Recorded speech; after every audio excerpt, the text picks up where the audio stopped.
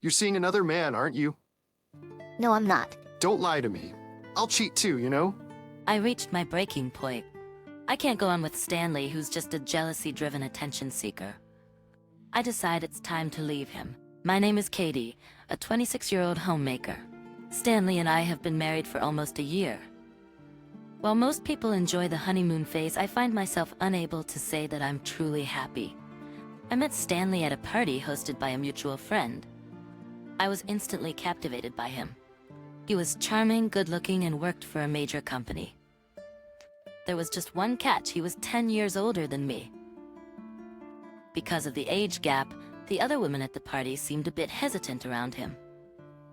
But I've always liked older men, so this was actually a plus for me. Stanley seemed to like me too and initiated a conversation. As we talked, I realized the age difference didn't matter. He was easy to talk to. My feelings for him grew stronger. We exchanged numbers at the party and began to date. Stanley was a gentleman and led the relationship well, which I found comforting. About 6 months into dating, he proposed. You're the one for me, Katie. My life's been so much better since I met you. I want you to be by my side, making my life richer. Will you marry me? His words made my heart soar, and I immediately accepted the proposal. I was only 26, but I knew I'd regret it if I didn't marry him. We held a family meeting and got married. Our wedding was a joyful event with many attendees, making us feel truly blessed. Then came our married life. At his request, I quit my job to become a full-time homemaker, so I put my all into household chores every day. This fried chicken is really good. Really? I'm so glad. Katie, you're a fantastic cook. Thanks. Well, I lived alone for a while, so I got pretty good at cooking for myself. Really? So have you cooked for other men before me? Well, I've cooked for ex-boyfriends. This fried chicken too? Probably yes. So what? I'm eating something you've served your exes. What? I want to be the first man to taste your cooking, Katie. I don't want to be second best or anything like that. He didn't want to eat anything I cooked for past boyfriends. I was speechless, to be honest. But I loved Stanley back then, so I tried to come up with dishes I'd never made for anyone else. Stanley was ecstatic when he learned he was the first to try a dish, but having to confirm this each time was a bit of a hassle. Eventually, I started cooking the same dishes for Stanley that I had made for my exes. Is this a new dish you've never made for other men? Actually, I've never made this one before. It's a little complicated, but I thought I'd make the effort for you. When I said that, Stanley looked extremely pleased and ate a lot, saying, "It's really delicious." It's a piece of cake, really, but I've always thought it's basically a hassle. Turns out Stanley is incredibly jealous. For example, he got mad just because the delivery guy was male. Tell me you didn't touch hands with him. You didn't invite him inside for anything shady, did you? Why would I ever do that? I snapped back, but Stanley really seemed to want me to avoid contact with other men. This has been quite bothersome, and I've been gradually getting stressed out. And recently, something even more complicated happened as we hit our one-year wedding anniversary. It all started with an invitation from a friend. Let's get together with the old high school volleyball team. What? I'm in? Can't wait to see everyone.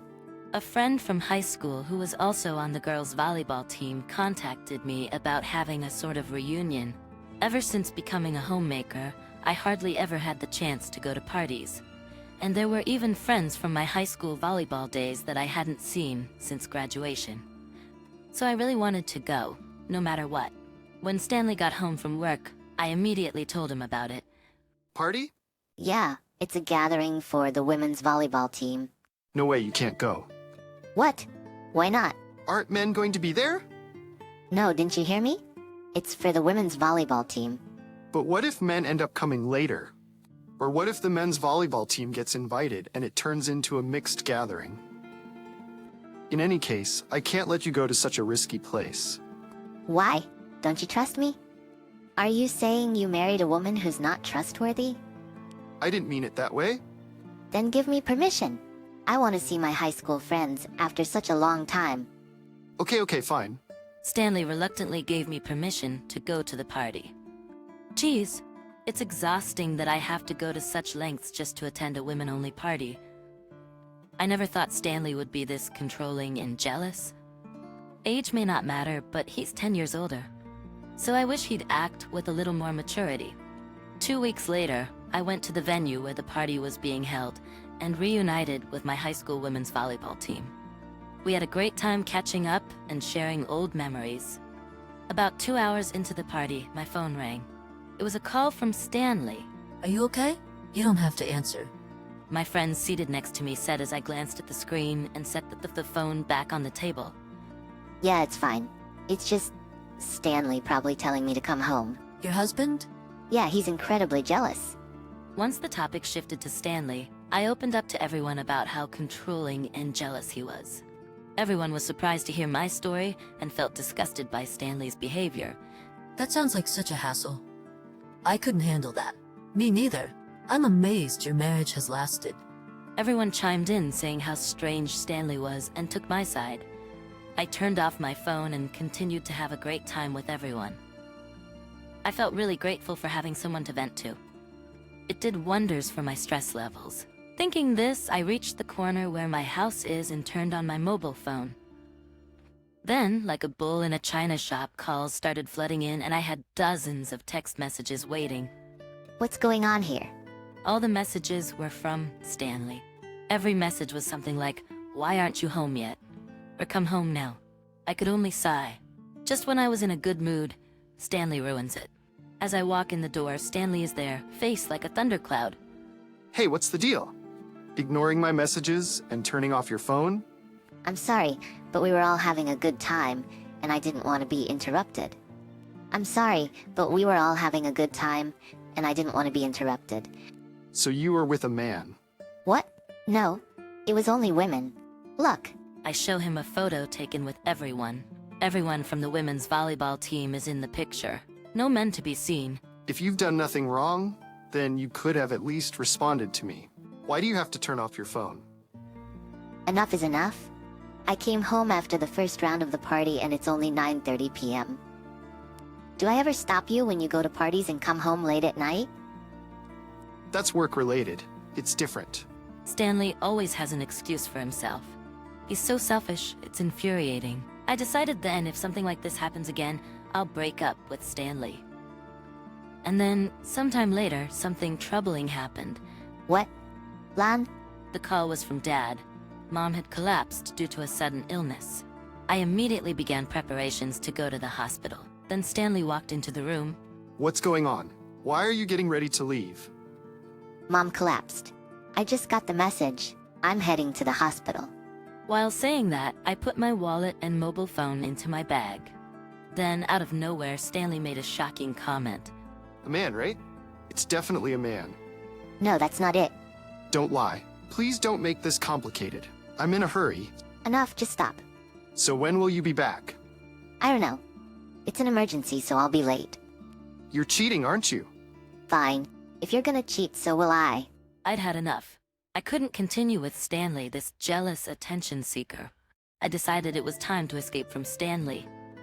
Ignoring his shouting, I switched my belongings into a larger bag and threw in some clothes. Hey, what are you doing? I'm leaving. What? I don't have time for this drama. I'm going to my parents' house for a while. Huh? Is it a man? You're openly staying out? Think what you want. Fine. You're admitting to the affair then. I'm not having an affair, but I can't be bothered to correct your misunderstandings anymore. I have to go to the hospital. Goodbye. Stanley tried to stop me, but I walked out of the house. I headed straight for the hospital. Mom, are you okay? Oh, Katie, you came. Mom was lying in a hospital bed. I heard you collapse suddenly. I was so scared.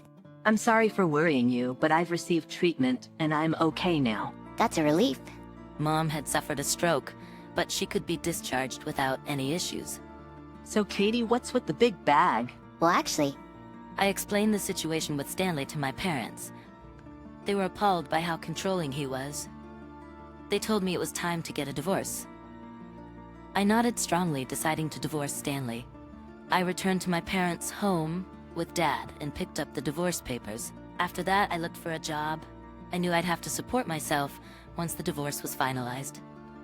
A week went by. Luckily, I was able to get a job at a company near my parents' home. I just found out they're offering me a full-time job, so I'm feeling super lucky. Now all I have to do is divorce Stanley. Just then my phone rings. It's Stanley. Hey, have you come to your senses? About what? What do you mean about what? Are you still with that guy? No way. I'm at my parents' house with my dad. Don't lie. You're probably having an affair. What? Walter? Well, you see... Stanley's tongue seemed to be tied, tripping over his words after hearing my dad on the phone. Now you get it. I've never lied to you and definitely haven't had an affair. But if you won't believe me, that's fine. I'm divorcing you. What? Divorce? Why would it come to this? It's obvious. No one can stand being married to someone like you. So you're leaving me too? What do you mean too? Well, you see... Answer me, what are you talking about? Actually, I have been divorced before. What? My ex-wife left me for the same reasons. You gotta be kidding me. I was completely dumbfounded. It turns out Stanley's overly possessive behavior had driven away his former spouse as well, and he had kept that marriage a secret from me. Why would you lie about something like that? Well, if you found out the reason for my divorce, you'd be put off.